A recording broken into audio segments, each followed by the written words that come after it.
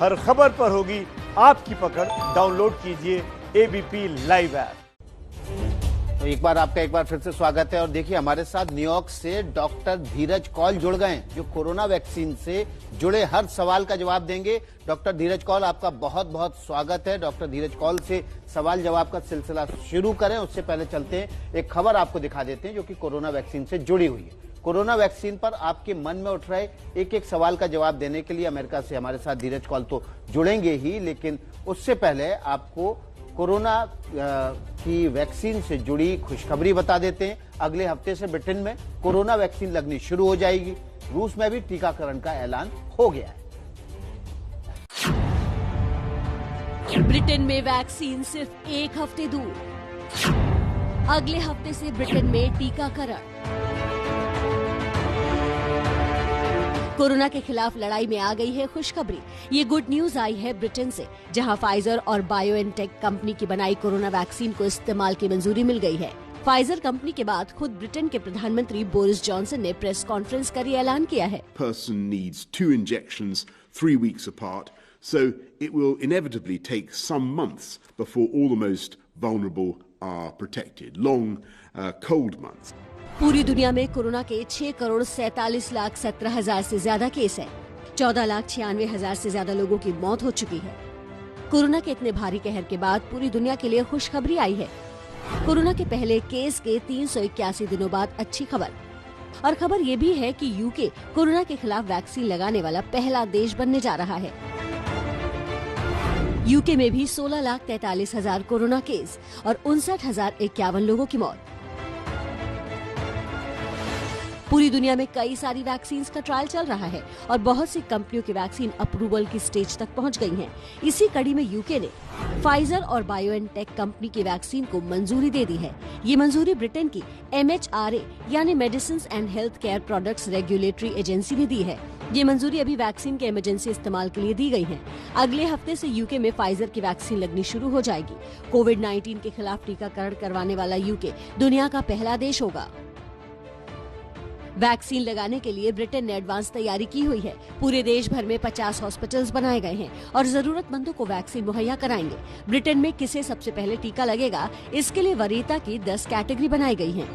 Vaccine सबसे पहले care homes में रहने वाले लोगों और कर्मचारियों को दी जाएगी। इसके बाद 80 साल से ऊपर के बुजुर्ग और स्वास्थ्य कर्मियों का नंबर आएगा। फिर 75 साल से ऊपर के बुजुर्ग लोगों को वैक्सीन दी जाएगी। चौथे नंबर पर 70 साल से ऊपर वाले लोग हैं। फिर 65 साल से ऊपर वाले लोगों को। इसके बाद 18 से 65 साल वाले वो लोग जिन्हें जोखिम ज्यादा है।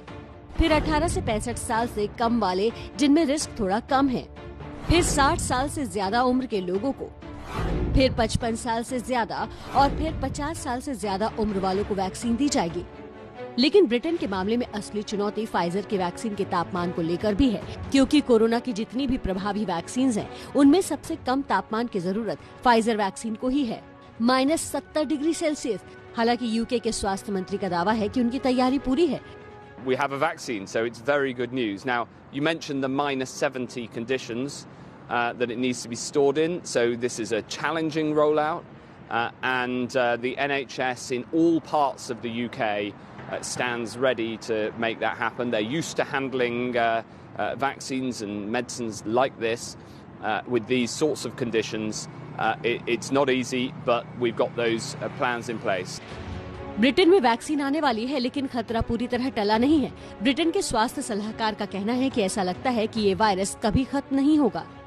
I think we're going to eradicate coronavirus ever. I think it's going to be with humankind forever. Secondly, I think we may get to a point where coronavirus becomes a seasonal problem. Britain ही नहीं, रूस के राष्ट्रपति Putin ने भी अगले हफ्ते से अपने देश में टीकाकरण शुरू करने के आदेश दिए हैं। रूस अपने देश में स्पुतनिक 5 वैक्सीन देगा। अमेरिका में भी 10 दिसंबर को FDA की बैठक में फाइजर और बायोएनटेक की वैक्सीन को अप्रूवल मिल सकता है। पिछले साल इसी महीने चीन से दुनिया भर में कोरोना का कहर शुरू हुआ था। इस साल दिसंबर का महीना कोरोना की वैक्सीन के नाम होने वाला है। तो न्यूयॉर्क से हमारे साथ डॉक्टर धीरज कौल लगातार लाइव जुड़ चुके हैं। डॉक्टर धीरज, बोरिस जॉनसन की बात आपने सुनी होगी, वो कह रहे हैं कि कुछ महीनों तक ही असर रहेगा वैक्सीन का। फिर वहां के स्वास्थ्य सलाहकार कह रहे हैं कि कोरोना कभी जाएगा ही नहीं, ये तो मौसमी बीमारी बन के रह जाएगा। ऐसे कैसे हारेगा कोरोना? देखिए, मैंने आपके शो पे ये एक्चुअली अप्रैल में बताया था, एक बार वायरस अगर मैनकाइंड के पास आ जाए तो वो वहीं रहता है, वो डिसअपियर नहीं होता, लेकिन हमारी बॉडी उसके खिलाफ इम्यूनिटी डेवलप कर लेती है और कभी कभी स्पीशीज भी जंप करता है, ह्यूमन से एनिमल में, एनिमल से ह्यूमन में। अगर वो वायरस टोटली म्यूटेट हो जाए तब आपका डिफेंस नाकारा हो जाएगा उसके खिलाफ। लेकिन एज ऑफ नाउ जो हमें लग रहा है, इम्यूनिटी के जो मार्कर्स, ये जानना जरूरी है कि अगर आप वायरस से इन्फेक्टेड हुए हैं तो उसके बाद भी आपको वायरस दोबारा लग सकता है। लेकिन जो नए प्लेटफॉर्म की वैक्सीन हैं, क्योंकि वो कंटिन्यूअस वायरल के स्पाइक प्रोटीन को प्रोड्यूस करती हैं आपके सेल्स के द्वारा, mRNA और एडिनो वायरस की जो एस्ट्राजेनेका की भी है, इस वजह से देखने में यह आया है कि कंटिन्यूअस स्टिमुलस रहेगा और आपकी एंटीबॉडी की जनरेशन कंटिन्यूअस रहेगी। तो हाइपोथेटिकली हम बिलीव कर रहे हैं कि 1 से 2 साल तक इसकी इम्यूनिटी रहनी चाहिए। अभी तक कोई डाटा क्लियरली नहीं बता रहा है कि वैक्सीनेशन के बाद कब तक की इम्यूनिटी लास्ट करेगी, लेकिन based on the scientific background जो हम देखते हैं स्टडीज का, और जिस हिसाब से वैक्सीन काम कर रही है उसके प्रोटोकॉल से लगता है 1 से 2 साल तक रहेगी।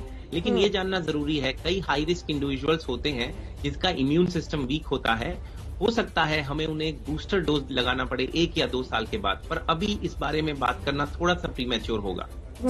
डॉक्टर कौल, रशिया ने भी अगले हफ्ते से टीकाकरण का ऐलान किया है, लेकिन दुनिया फाइजर की वैक्सीन पर ज्यादा विश्वास कर रही है बजाय स्पुतनिक के।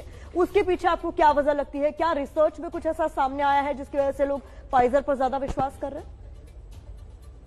देखिए, ये कन्वर्सेशन एक्चुअली हमने सितंबर में भी की थी, क्योंकि फाइजर और BNTX की जो वैक्सीन है बहुत ही स्ट्रिक्ट मानक के थ्रू गुजर रही है, क्वालिटी कंट्रोल उनका बहुत स्ट्रिंजेंट है, उनकी सेफ्टी प्रोटोकॉल्स बहुत स्ट्रिक्ट हैं, एफिकेसी आपने देखी 95% है, कोई life threatening severe adverse effect नहीं है, और कंप्लीट स्टेज 3 ट्रायल ये जो डाटा है उसको एनालिस किया गया है। पहले कंपनी ने किया, उसके बाद इंडिविजुअल ऑर्गेनाइजेशन ने किया, और अब MHRA जो ब्रिटिश की FDA है के इक्विवेलेंट ऑर्गेनाइजेशन है उसने किया। तो 3 ऑर्गेनाइजेशंस ने किया, अब हमारी FDA कर रही है, और मुझे पूरा विश्वास है कि 10 तारीख को उसका भी अप्रूवल आएगा, क्योंकि हम लोग 50% एफिकेसी वेट कर रहे थे, ये 95% आई। और 17 दिसंबर को एक और हिस्टोरिक डे है मॉडर्ना का, मैं ये बात बार बार बता रहा हूं कि उसका भी अप्रूवल 99% आएगा। रही बात स्पुतनिक 5 की, देखिए ये जानना जरूरी है कि रशिया भी मेडिकली बहुत एडवांस्ड कंट्री है, साइंटिफिकली बहुत एडवांस्ड कंट्री है, भारत का मित्र देश है, लेकिन स्पुतनिक 5 का फेज 3 ट्रायल के बगैर ही उन्होंने लॉन्च किया था। अगर आपको याद होगा, जो राष्ट्रपति पुतिन है उन्होंने अपनी डॉटर को लगाया था विदाउट फेज 3।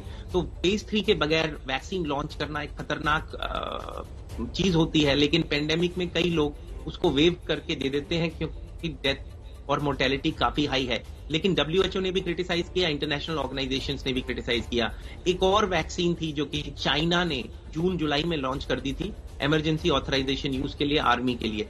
तो स्पीड के साथ साथ देखिए बहुत जरूरी है, इसीलिए FDA अपना टाइम ले रहा है करने को। तो ये 1 हफ्ते पहले ही अप्रूव कर देते, लेकिन हर चीज देख रहे हैं। सेफ्टी बहुत इंपॉर्टेंट होती है नई वैक्सीन की, क्योंकि अगर लोगों को वैक्सीन पे विश्वास नहीं होगा वो वैक्सीन नहीं लगवाएंगे।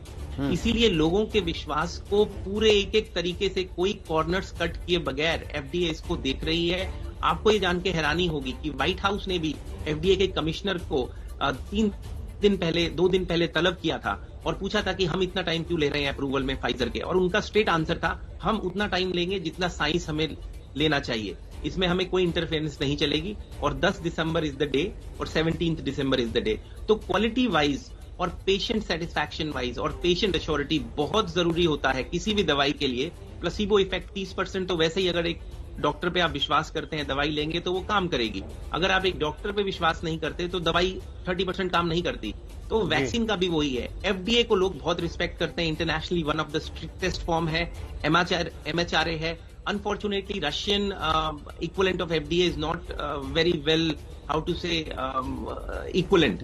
लेकिन हाँ, स्पुतनिक 5 भी एक बहुत अच्छा प्लेटफॉर्म है, लेकिन उसकी कंप्लीट रिजल्ट्स बाहर आने चाहिए, और इंडिया में भी उसका एसोसिएशन के साथ ट्रायल हो रहा है। बिल्कुल, ट्रायल शुरू हो गया। डॉक्टर धीरज, अब भारत की बात कर लेते हैं। भारत में भी सीरम इंस्टीट्यूट ने कहा है कि वो इमरजेंसी यूज के लिए अपनी वैक्सीन को दिसंबर के आखिरी तक लॉन्च कर देगा। इमरजेंसी यूज का मतलब क्या है? क्या जो फ्रंटलाइन वर्कर्स हैं उनके लिए है या जो मरीज मृत्यु शैया पे हैं उनके लिए है? बहुत अच्छा सवाल है ये। देखिए, सबसे पहले ये जानना है कि जो वैक्सीन की प्रक्रिया है, हमने बहुत बारी बात किया है इस पे, लेकिन मैं 30 सेकंड्स में समझाऊंगा। स्टेज 1 जिसके अंदर हम देखते हैं कि क्या ये वैक्सीन सेफ है, बेसिकली स्टेज 2 सेफ है, काम करती है, स्टेज 3 में बड़े नंबर पे हजारों की तादाद में, जैसे फाइजर में 40,000, मॉडर्ना में 30,000 लोगों को दिया गया, कितनी एफिकेशियस है, कोई रेयर साइड इफेक्ट है। और स्टेज 4 जब हम रोल आउट कर देते हैं, लाखों लोगों को मिलती है, बहुत रेयर साइड इफेक्ट्स दिखने में मिलते हैं। तो स्टेज 1, स्टेज 2, स्टेज 3 और स्टेज 4 के थ्रू हर किसी को जाना बहुत बहुत जरूरी होता है। और ये जानना जरूरी है कि इमरजेंसी ऑथराइजेशन यूज का मतलब ये होता है कि जब आप पेंडेमिक के थ्रू जा रहे हैं और आपको दिख रहा है एक दवाई जानें बचा सकती है लाखों लोगों की, करोड़ों लोगों की, तो आप वो प्रोटोकॉल को कट शॉर्ट करते हैं। आप प्रिलिमिनरी डाटा के बेस के ऊपर एक इमरजेंसी ऑथराइजेशन यूज देते हैं। पूरी अप्रूवल नहीं होती। अगर ये पेंडेमिक नहीं होता तो इमरजेंसी ऑथराइजेशन यूज कर ही नहीं सकते थे। एक बहुत ही इमरजेंसी डायर सिचुएशन में हम इस वैक्सीन को दे रहे हैं और ये जानना जरूरी है, जो भी कंट्री इस वैक्सीन को देगी वो रिस्क वर्सेस बेनिफिट बताएगी, पेशेंट को बताना पड़ेगा नॉर्म, और उससे कंसेंट लेना पड़ेगा। क्योंकि आपको बीच में रोकना पड़ रहा है, माफ कीजिएगा, वक्त की कमी है मेरे पास। बहुत शुक्रिया। कुल जमा बात जो आपने बही वो ये है कि जब तक वैक्सीन पूरे देश में, पूरी दुनिया में ना बढ़ जाए, हाथ लगातार धोना, मास्क पहने रहना, इसकी आदत अब आप बना लीजिए।